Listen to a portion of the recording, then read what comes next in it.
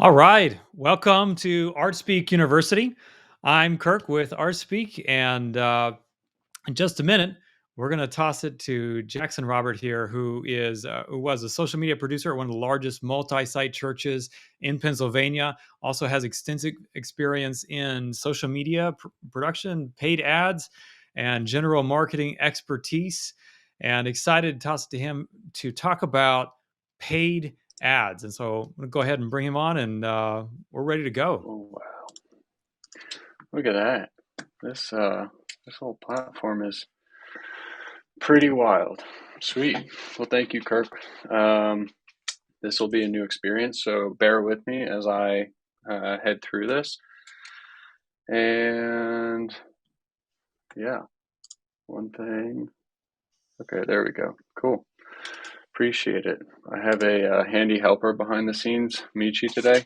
So sweet. Well, welcome to Paid Social 101. Last week, if you were here, we covered more so organic social. Megan Dennett and I kind of went through just some trends that had happened in 2022. And we took a look into what trends might be happening and coming forward and just more prevalent in the social sphere for 23. This week, my goal is kind of just to give a very high level overview of getting started in paid social. And so we'll jump right in.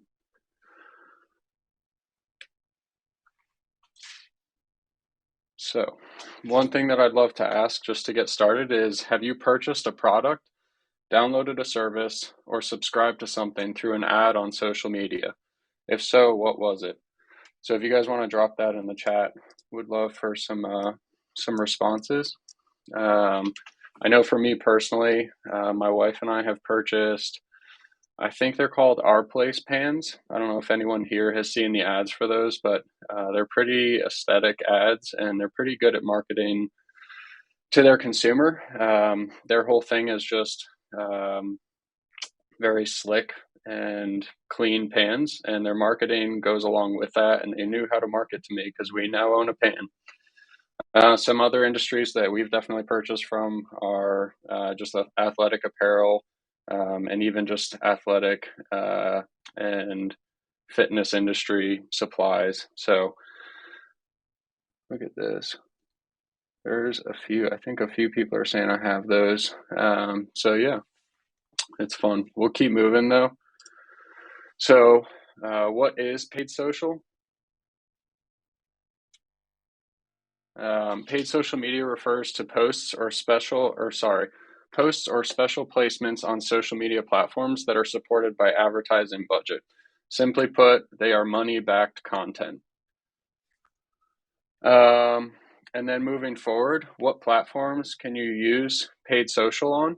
Facebook, Instagram, Twitter, Snapchat, YouTube, TikTok, LinkedIn, Pinterest.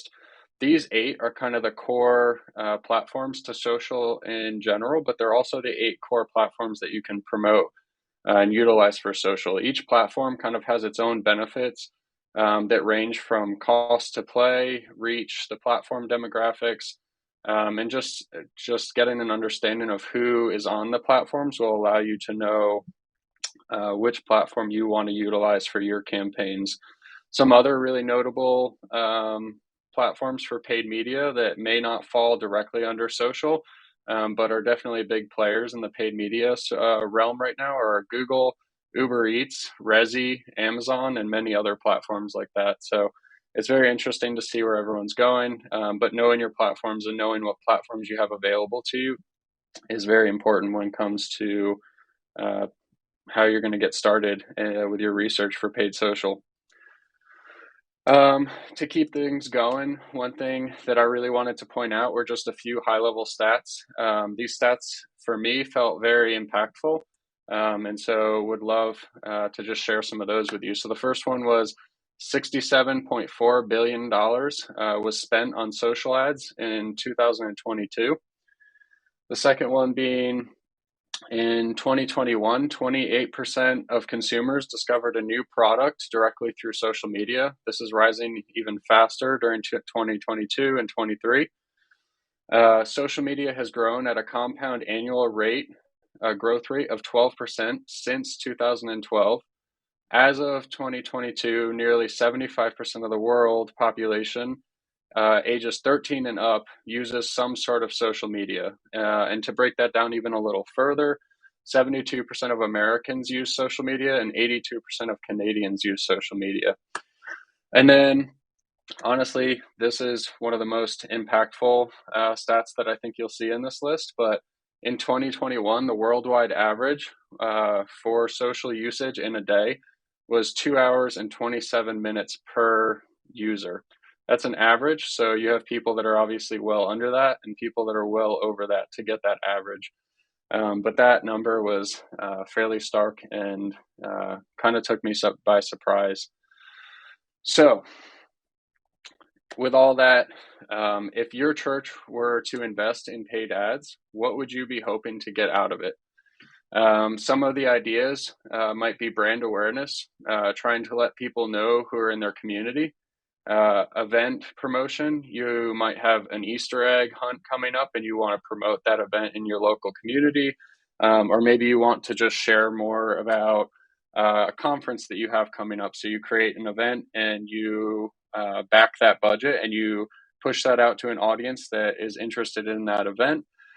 Or specifically, just maybe your church is new in your community and you just want to connect with more people. But understanding where you want to invest and why you want to invest in paid ads is a great question just to get started. All of that said, some of the benefits to paid social are guaranteed reach, more visibility, targeting the most relevant customers, insights, and consumer education. So for guaranteed reach and more visibility, you have greater opportunity to place your content in front of a larger audience than you would if you just chose to go with an organic campaign or organic social content.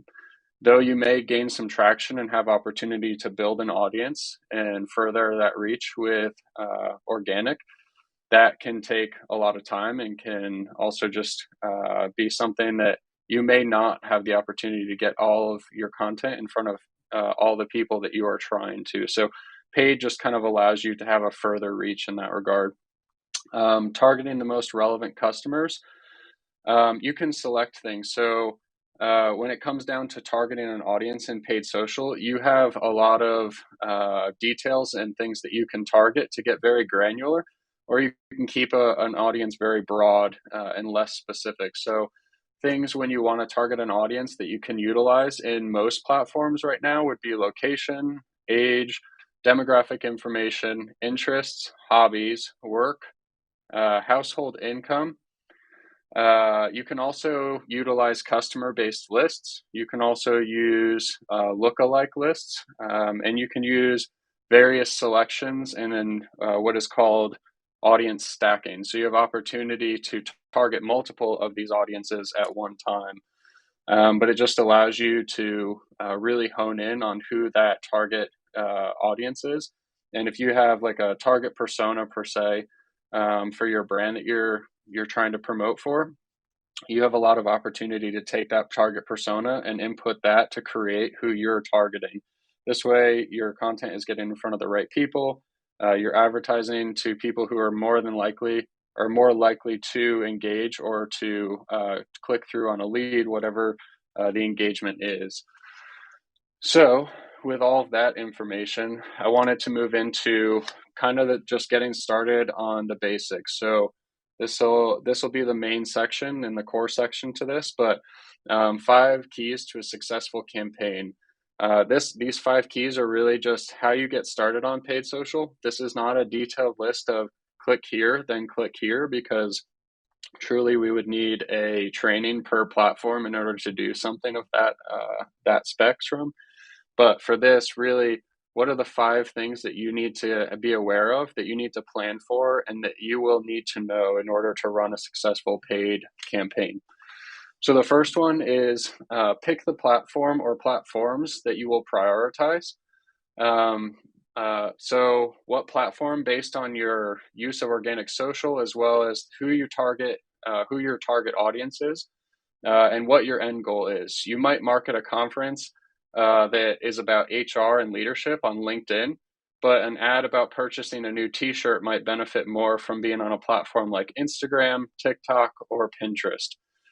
So really just knowing what platform you want to be on. And again, going back to what we talked to earlier, just knowing who's on who is on each of those platforms will really benefit you when you are going towards this first step of selecting what platform you will prioritize. Step two is establish goals and desired outcomes. So this step can tend to get overlooked, but really, what are you trying to do with your paid ad? Are you trying to drive someone to an event? Are you trying to get them to sign up to your email newsletter? Are you trying to get them to purchase an item? Are you trying to just get your brand in front of that consumer so that you can build more frequency with that consumer so that your brand is relevant when it comes time to request something for them? But understanding what brand or what customer journey you're trying to set up will allow you to select and establish the goals that you want. The other part of this is really just what desired outcome do you want? Again, if you're trying to set up for purchase of t-shirts, more than likely you're not just trying to set up an ad campaign for 5 people to purchase t-shirts, but you may have an end goal of I want 1,000 t-shirts sold. So understanding what KPIs or key performance indicators you will be chasing by the end of your paid campaign will really help you establish what goals and desired outcomes you want. Moving forward, step 3, research and find inspiration. I find that this is one step that tends to get overlooked by many when they first get started in paid social. And so whatever your creative process looks like, push together information on what competitors are doing, plus look at industry leaders from other industries. What is breaking the norms right now? Who is innovating and what are they doing? What kind of creative are they utilizing? How are they speaking? What's the tone of voice that their brand is utilizing? Are they commenting back to people? If they're commenting back, is that a conversation? Really look at what that brand story is telling you. And we can look at this in various situations, but with paid social, excuse me, I think this is key to really dig in and find what your consumers are looking at and what other competitors are doing. This also allows you to have a chance to set yourself apart from the others. And it also gives you an opportunity really to dig deep into what creative is resonated with consumers. Some ways that you can do this are simply just going to Facebook or the platforms that you're looking at and looking at competitors. You can do social listening. You can do artboarding and looking at things through like platforms like Pinterest or Dribbble and seeing what other designers are doing, in just various ways. But really do your research. So that's 3. Give me one sec. And then step 4 is plan your creative, your copy, and your targeting. So this is really getting into, I've done my research, I know what my goals are, and I know what platforms I'm going to use. So now we're going to plan, we're going to create our copy, and we're going to figure out who we're targeting. And we are going to navigate the process of building out my campaign. So in this step, one of the most crucial elements is ensuring that you have each of the details that we've already discussed kind of lined up so that you can go through the process of building out a proper campaign. And then finally, the 5th one is track and adjust. So this one, I would say, I would probably debate in 2023 is one of the most crucial elements to paid social. And the reason that I would say that is I think we all know there's a lot of privacy rules. I think we know that there's a lot of things changing with platforms. We know that algorithms are constantly changing. We know that consumers are changing. We know that just elements of how people relate and utilize social platforms is continually changing. And so to be able to track how your ads are performing and then make adjustments is key. One of the biggest things right now is we're losing more and more abilities to target specific users on each platform. And so, one of the ways that platforms are really pushing for marketers or brands to get in front of the right consumers is to trust the algorithm. And the way to do that, according to the platforms from them themselves or from the brands themselves, is to ensure that your creative resonates with your consumers. So if your performance is down, some of the things you might want to look at is, does the creative communicate what we want it to or to communicate? Does the creative lend itself well? Does it tell a story? Does it connect with the consumer, or is it just a stale piece of creative? Does it look like another billboard banner that they might be seeing else on 5 other platforms? And also, you can really dig into your analytics and you can really dig into the data that you're receiving on the back end. And that'll give you the ability to adjust things like your audience, maybe your ad spend, and just many other elements. So, yeah. So, just to go back and recap the 5. So, it's pick the social platform or platforms you will prioritize, establish goals and desired outcomes, research and find inspiration, plan your creative, your copy, and targeting, and then track and adjust. And then I think final, I would love to open it up to questions. I know we kind of went through this one fairly quick, and we also will have a takeaway question at the end. Fantastic stuff, Jackson. I already see questions coming in here, and I know that there'll probably be more as we go. So, if you're listening, then feel free to continue to add questions using the button at the bottom of the chat. But yeah, question number 1 we have here: what's the minimum budget I need to get started with Facebook ads? Yeah, I love this question because I feel like a lot of clients or people that you work with or brands really ask this question.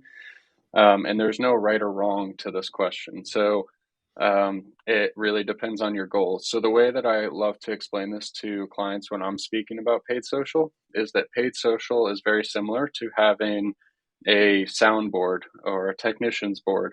When you adjust one thing, you tend to need to adjust another thing. So when it comes to budget, if your timeline is 3 days versus if your timeline is a month versus if you're running a campaign for 6 months, that changes what your budget is.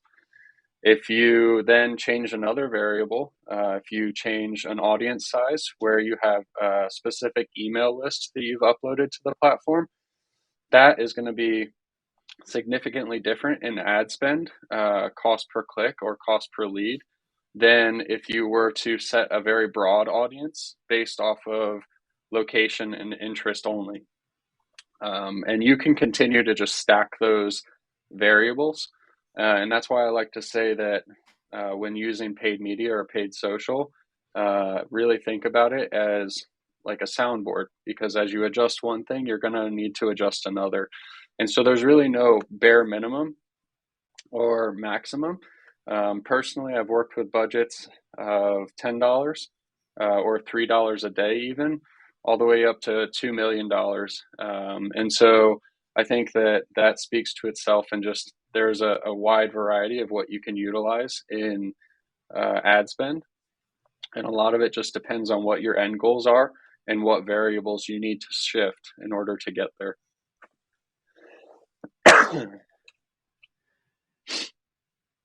I think we could probably come back to that question because, and there's some that have perhaps some related questions in here, but we'll go through these here. And we have an anonymous question: can I start by boosting posts that I already have? Yeah. Yes, you can. You can start. So a great way, if you have not gotten into paid media and you maybe don't have the time or resources to spend time digging into paid social, a great way to just get started and utilize the benefits of paid media is by boosting a post. Would I say that that's the most beneficial way to utilize your paid media budget? I might not. But it is a way to get started. One of the benefits of it is that you will really push the reach for how many impressions and people you will put your content in front of. But really, going back to the question of understanding what your end goal is. If your end goal is to sell t-shirts and not just put your content in front of a bunch of people, then you may want to consider an actual ad campaign rather than a boosted post, unless your boosted post is really well crafted towards a call to action of purchasing that t-shirt. An ad that is structured to put content and creative in front of a person who's likely to purchase that t-shirt may benefit you more. Hopefully that makes sense. I think there's a lot of nuances when it comes to paid social, where it kind of just becomes a little bit tricky. If it's more of a system of if this then that, or if this then this. So What might be maybe a couple situations where a boosted post is great? yeah, if you let's see, a great boosted post in my personal experience is if you have an event coming up. For example, let's say you made an event page on Facebook for an Easter egg hunt that you have coming up. You want to put that Easter egg hunt out to your entire community. You can boost that post and you can set the location to a 15-mile parameter and not set any more like parameters to your audience. And you can allow Facebook's algorithm to put that content in front of an audience that it believes will engage and resonate with that piece of content most. Other areas that I've seen boosted posts work are, depending on the platform, a great way to utilize this is like Pinterest. If you want to grow, let's say, an email list, Pinterest is a great platform. If, let's say, you just designed out 6 new templates. If you have 6 new templates and you post them on Pinterest, you can boost each of those 6 to designers or to whatever audience you're trying to push that out to. And you can push without going into the depths of setting up an entire campaign. You can boost that post and increase the reach. There's a little bit different. There's some nuanced differences between setting up an actual campaign where the algorithm is going to put content in front of a user that it's more likely to sign up for an email list or download a free downloadable asset rather than just boosting to a general audience. But it's still a great use of budget, especially if you're someone who just wants to spend $5, $10, $20 on an ad. That's good. I think that's helpful for a lot of people. Speaking of lots of people, organizations, this is one from Jeremy. Organizations tend to think of paid ads as a magic bullet. How do you properly help set expectations on ad results? Yeah, I love this question. This is a question I feel like I get fairly often. So a lot of the time, people come with the mindset of, hey, it's not like our organic social is not performing that well. Like, how can't we just put some money behind it? Can't you just Facebook blast that? Can't you just boost it? Why don't you just put it in front of like 20,000 people for me by just spending $20? Really, the thing that I love to do is take a step back and say, well, paid social is a great resource and a great tool. But really, in the grand scheme of your marketing system or your marketing campaign or your digital ecosystem, paid media is really just one piece of the puzzle. And so it's a great piece to that puzzle and it has a lot of benefits. But if someone only knows your brand through paid social, they're more than likely not going to have a relationship with you. They're not going to have brand recognition, and they're probably not going to have any equity or any desire to communicate with you because they may have not heard of you in any other manner. And so having paid media be one piece to your full marketing or your full brand puzzle is a great tool, but it's not necessarily the end all be all. The other thing to note is paid social, just like any other marketing, it lends itself really well to A/B testing or to opportunities to just try out new things. And so it's a tool where some of your consumers may relay very well through just video content, or some of your consumers may really connect with you because you have long format articles that lend themselves well to someone who's going through maybe mental health situations or a mental health crisis right now. So really just understanding where your piece of the puzzle or how that piece of the puzzle fits into the full spectrum, I think allows you to speak to just not letting it be the magic bullet, but more so a piece to the full puzzle. Yeah, that's really good. You you mentioned it early in the talk something that I had a question about, and so did Mike. What is social listening? Yeah. So social listening is essentially the practice of um, continuous research on what is happening in the market. So there's tools that you can utilize for social listening, but there's also just manually you're able to do social listening. So if let's say for example if you're a church and you have 15 other churches that you benchmark with or that you believe are similar or maybe um, I don't want to use competitors for this analogy, but maybe they are competitors depending on if you're a nonprofit or for-profit company instead. But you want to keep an eye on what's happening in the market. Social listening is the practice of keeping up with where your brand is being talked about and what's being talked about in other brands within that market as well. So it can be utilized in different ways. It can be utilized to really understand what's happening with competitors. It can be utilized to understand how your brand is being talked about. It can be utilized to, let's say, you are marketing or you're the brand manager for. I'm going to go to this example, but Gillette razors. If you are the brand manager for Gillette and you really want to know what people are saying about men's cleanliness and shaving, and you want to understand what people are saying about Gillette razors, social listening is a great tool and practice to keep up with what's being said and just have a full spectrum and full understanding, full vision of how your brand is being perceived and talked about on various social platforms. Some people utilize tools for this, some people do it manually. Some agencies or companies have even built tools where they can just kind of um, input their 15 or more benchmark or competitors and even keywords. And they'll utilize this to just really keep a good understanding of what's happening with their industry, their competitors, and even with their own brand. Seems like everyone would want to at least track mentions of the name of their organization or things. If they could get an alert when their church is mentioned or something in their area, then that would be an opportunity Yeah. to jump in. Yeah, let's see. We're coming down to the end here, and I know you had a final question for us to ponder as we head back out into the world. Um, what is what do you want to leave us with, Jackson? Yeah.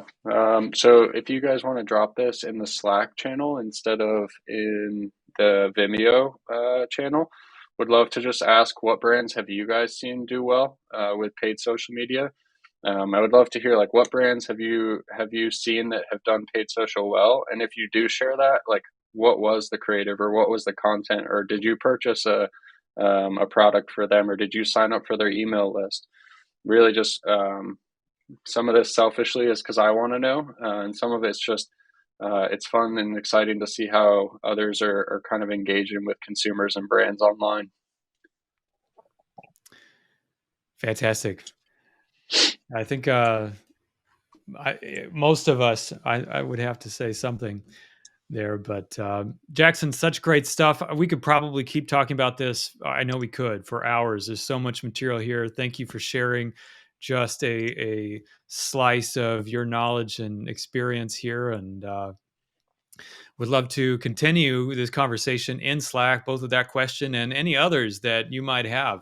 Let's keep that conversation rolling, and would love to talk some more. But appreciate everyone who tuned in today, and love having you in the community. We'll see you next time.